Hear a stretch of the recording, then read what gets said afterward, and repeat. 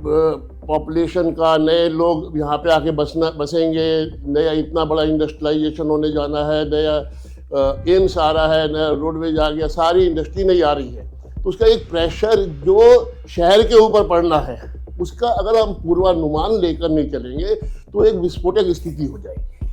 उस विस्फोटक स्थिति को संभालने के लिए एक नई सोच की, एक पढ़े लिखे नगर पालिका के अध्यक्ष की बहुत ज़रूरत है, जो पुराने ढर्रे से हटाकर इस नगर को नई सोच के हिसाब से, अरे अभी देखिए कहीं बरसात होती है शहर डूब जाता है, बरसात होती है तो शहर डूब जाता है, कहीं गंदे नालियां हैं, कूड़े कचरे हैं, भ्रष्टाचार है, उस सब को दूर करने के लिए एक नई सोच की जरूरत है। तो वो नई सोच में लेके आते। मेरा सवाल ये था,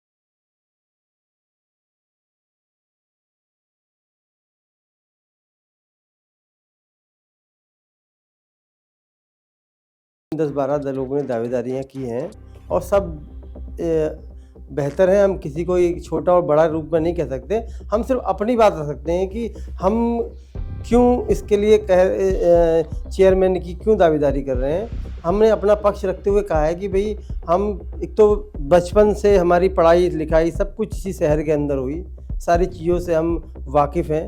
दूसरी बात यह है कि एक युवा चेहरा है और मैं एक विज़न लेके चल रहा हूँ कि भाई हमें शहर के अंदर जो हमारी मूल समस्याएं हैं, सब ना चेयरमैनी तो पालिका बनी है, जब से चल ही रहा है, सब लोग कर ही रहे हैं और समय के अनुसार चीज़ें चेंज होती रहती हैं, तो हम अपना काम करने का तरीका थोड़ा सा बदलने की ज़रूरत है नगर पालिका को। जी, अपना काम करने का तरीका बदलने की ज़रूरत है। अच्छा, एक चीज़ जो मैं आपसे पूछना चाहता हूँ, बहुत कम समय में लोगों ने एक नया चेहरा देखा और नया चेहरा देखने के बाद बहुत जल्दी आप लोगों के जहनो दिमाग पर छाने लगे, ठीक है, तो आगे आपका क्या रोड मैप रहेगा? कोई विज़न है आपका कि अगर आपको टिकट मिल जाता है तो आप किस विज़न पे अभी चुनाव लड़ेंगे? मैं आपसे अभी नगर पालिका बनने अध्यक्ष की बात नहीं कर रहा, अभी विज़न की बात कर रहा हूँ कि आप क्या विज़न लेके चुनाव लड़ेंगे? है कुछ समीकरण बनाया है आपने? समीकरण देखिए, कुछ नहीं, समीकरण सिंपल सा है। शहर के लोग हैं, शहर के लोगों के बीच में अपना जन समर्थन मांगा जाएगा, अपना विजन दिखाया जाएगा कि हम आने वाले समय में अगर हमको पार्टी मौका देती है और मैं चेयरमैन के रूप में बनता हूं, मेरी समझ से शहर में क्या क्या समस्याएं हैं उनका निदान मैं कर सकता हूं। जैसे हमारे शहर को बहुत ज़्यादा एक ड्रेनेज सिस्टम की बड़ी दिक्कत है। अब बरसातों में देखेंगे पूरा ये अपना रुद्रपुर रोड है, बिल्कुल ऐसा हो जाता है कि डूबने की स्थिति में है। नाले की एक प्रॉपर व्यवस्था होनी चाहिए। दूसरा क्या है कि हमारे यहाँ जैसे सुलभ शौचालय की व्यवस्था देखें, महेंद्र चावला जी के टाइम पर एक स्टार्टिंग की गई थी, शहर के पॉकेट्स में सुलभ शौचालय बनाए गए थे, लेकिन बाद में वो मेंटेन नहीं हो पाए। क्या कारण रहा उस पर न जाते हुए, कुछ जैसे पुरुष का तो क्या है, चलो जैसे भी अपनी चीज़ों को, एक हमारे जैसे बस स्टैंड पे है सुलभ शौचालय, एक उधर है, उनकी स्थितियाँ बहुत अच्छी नहीं है, साफ़ सुथरे नहीं है, वो साफ़ सफाई की व्यवस्था हो गई। तीसरी जो बड़ी बात है वो है हमारे यहाँ पार्किंग सिस्टम की कोई व्यवस्था नहीं है।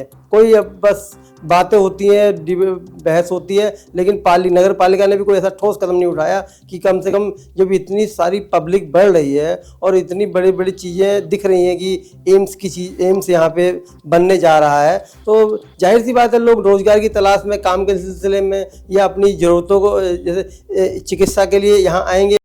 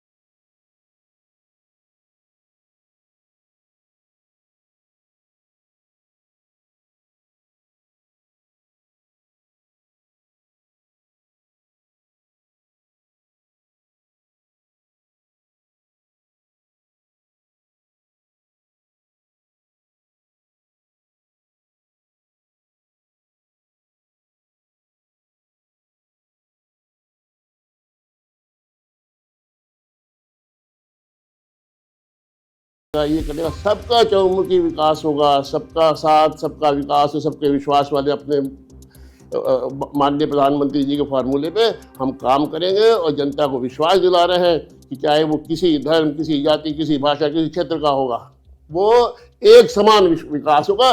और पूरे डबल इंजन की सरकार, अगर भारतीय जनता पार्टी का चेयरमैन आता है, डबल इंजन की सरकार से पूरा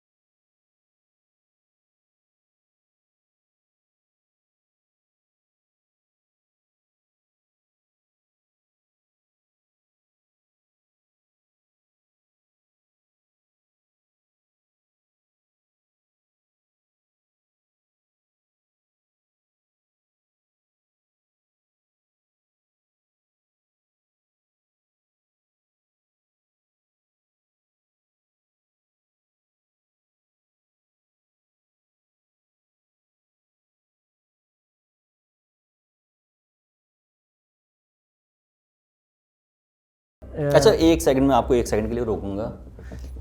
मैं वो समस्या जानना चाह रहा हूँ दरअसल कि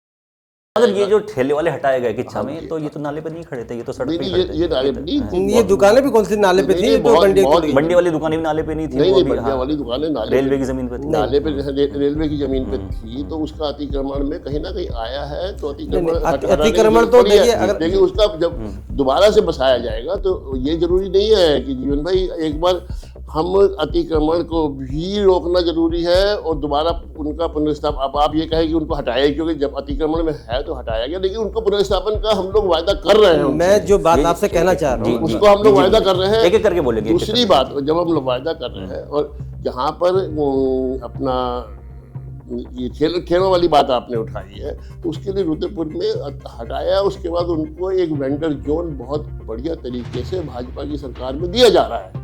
उसी फार्मूले से लेकर हम किच्छा में भी ऐसा नहीं है कि अब आप शहर में घुस नहीं सकते। उसके लिए अगर शहर की व्यवस्था को सुधारने के लिए हमारी सरकार ने उस ठेले वालों को हटाया, तो एक कहीं ना कहीं पुनर्स्थापन का भी प्रोग्राम बनाया जा रहा है उसका।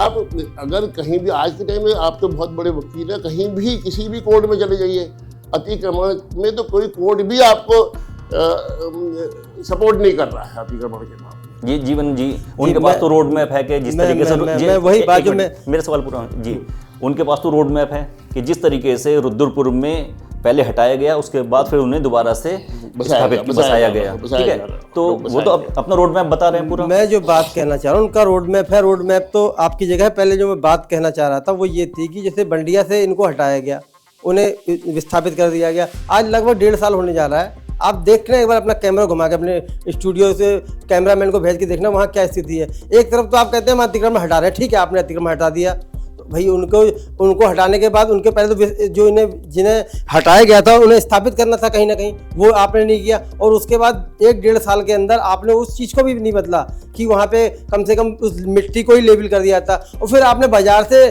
ठेले वाले लोगों को उठाया और अब आप यहाँ बैठ जाए, तो ये अतिक्रमण की श्रेणी में नहीं आएगा। आप एक प्रॉपर मास्टर प्लान बनाइए ना कि हमने शहर को भाई, अब मैं खुद कह रहा हूँ कि ठीक है, आने वाले समय में सड़क चौड़ी होनी है, आपको आवश्यकता है, वहाँ से अतिक्रमण हटाइए, कोई मना नहीं कर रहा है आपको। जैसे रुद्रपुर ने हटाया तो प्रॉपर उसके साथ वॉल बनी, वहाँ पे पार्किंग की व्यवस्था बनी, उन लोगों के विस्थापित हो गए, उनके जो उनको देने हैं इन्होंने दुकान टाइप के छोटे स्टॉल जो बना रखे हैं उसकी भी व्यवस्था करके, यहाँ कुछ नहीं करा गया। यही पहले तो यही तोड़ने वाले, यही बसाने वाले, कहानी समझ में आती है जी कैलाश पंडित जी, ये मामला ये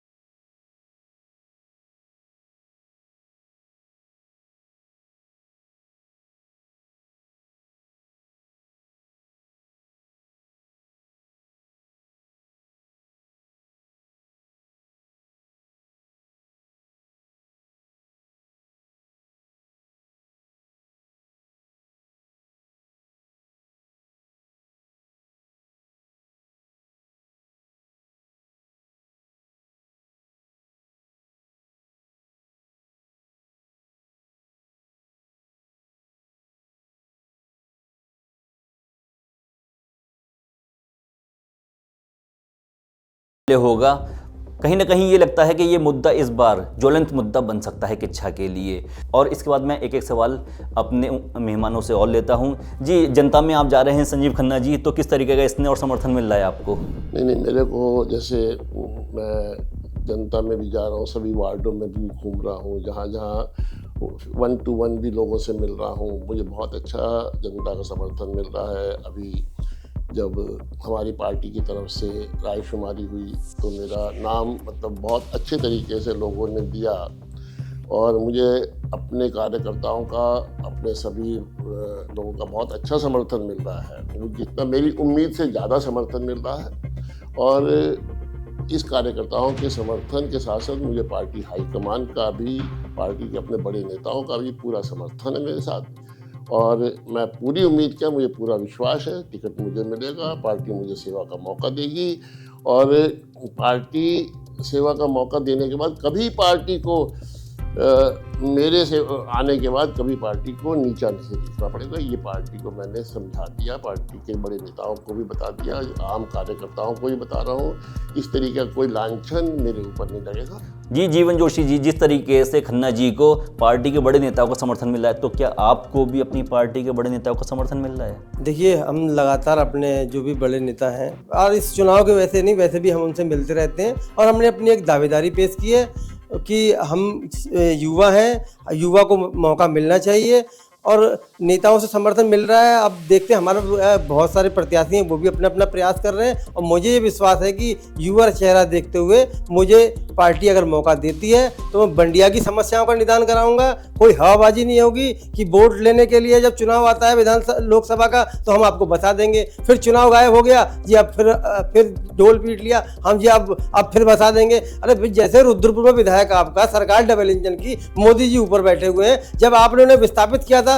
तो उस समय भी उन्हें स्थापित करने की योजना बना के करते ना काम कि भाई माना 100 दुकानदार हैं, 100 ठेले वाले आपने मार्केट से हटाए, ठीक है, ट्रैफिक जाम की व्यवस्था है, वो हटाने भाई कोई ना कोई समस्या का समाधान करना तो पड़ेगा, लेकिन उसकी एक प्रॉपर प्लानिंग तो होनी चाहिए। आपने उठाया, चलो जी डंडा मारा, चलो बंडिया चलो, फिर उधर डंडा मारा, चलो टंकी के पीछे चलो, तो ऐसे थोड़ी भाई आप शहर को बसाएंगे। एक गरीब आदमी जो उसको आप 2 रोटी दे नहीं सकते तो उसकी रोटी छीनने का अधिकार आपको किसने दे दिया? कभी आपने मनन करना चाहिए भाजपा के नेताओं को, भाजपा सरकार को।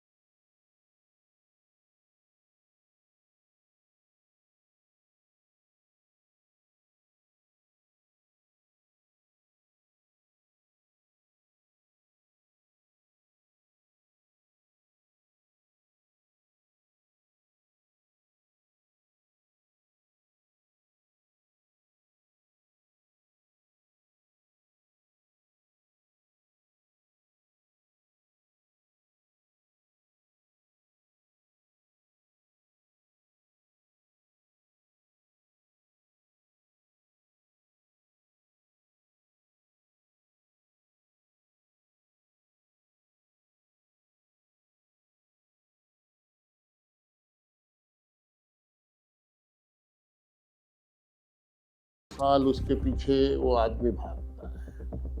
वहीं से भ्रष्टाचार शुरू हो रहा है।